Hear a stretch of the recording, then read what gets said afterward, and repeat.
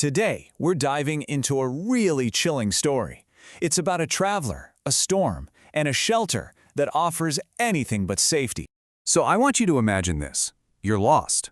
You're caught in this absolutely brutal storm, and you're desperate.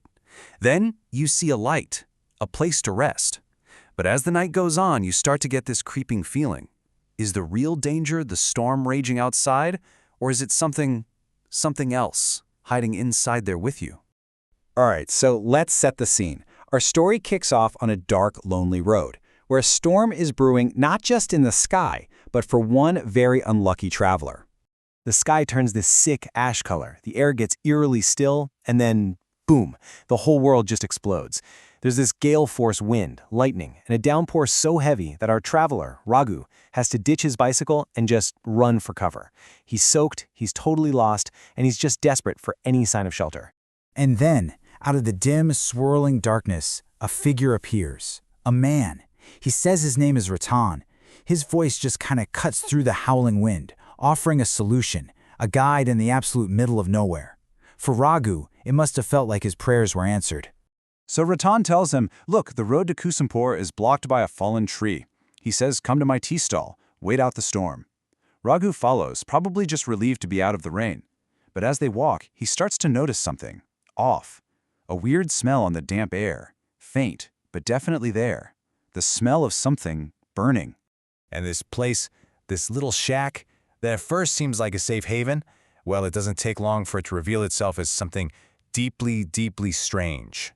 So inside, the red flags really start to pop up. First, that burning smell, it's stronger in here, and it's mixed with something else, something like decay. Then, Raghu sees the hurricane lamp. The wind is howling outside, you can hear it, but the flame inside that lamp, it's perfectly still, not a flicker.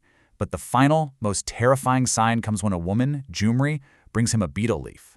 The wind catches her veil, blowing it aside, and Raghu sees it, a horrific, bloody gash right across her throat.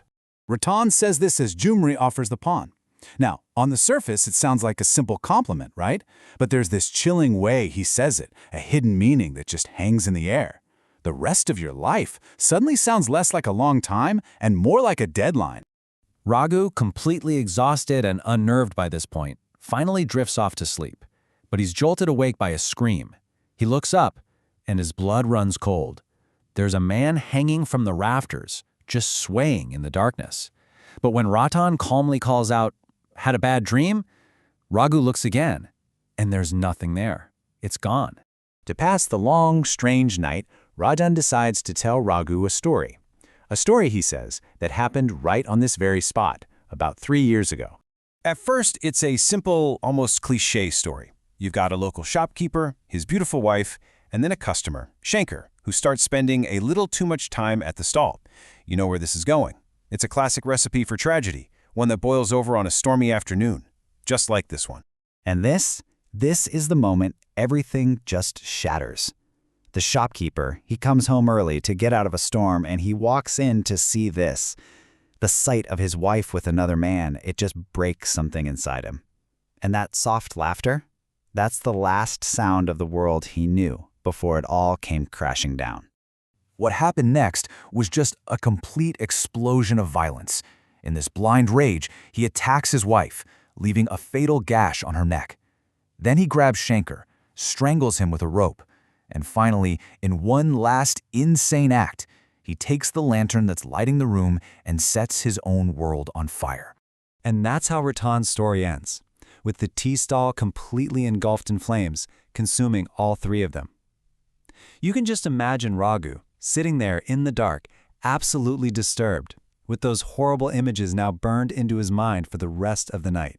But the horrors of the night are not over, not even close.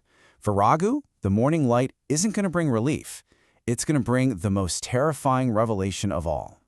So Raghu wakes up and the storm's over. The sky is clear. He calls out for Ratan and Jumri to say goodbye, but silence, no answer. He figures, okay, whatever, and starts down the road on his bike. And then he has that moment of panic we've all had.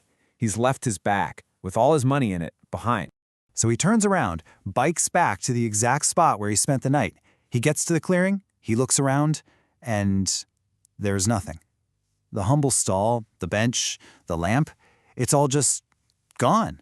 Raghu didn't spend the night in a tea stall. He spent the night in its ghost. Where he saw a shelter, there was only a burnt-out, skeletal ruin. That warm lamp he remembered? Just an old, rusted can. The place that gave him refuge from the storm was, in fact, the very gravesite from Ratan's horrible story.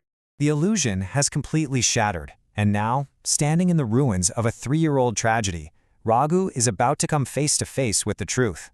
He hears a voice right behind him. Raghu spins around. It's the woman, Churmri. And in her hand, she's holding his bag of money. She's not just a strange woman anymore. She's a terrifying apparition, standing there in the bright light of day. And then a gust of wind blows her veil away, and Raghu sees her clearly. Her face is smeared with blood, and that deep, horrific gash on her neck is impossible to mistake. It's her, the wife from the story. She's real, and she is dead. And that's it. That one single, horrifying moment. The realization of where he'd been, who he'd been with, seeing her ghostly face, it's just too much for any human mind to take. His consciousness just gives out, and he collapses, right there on the road.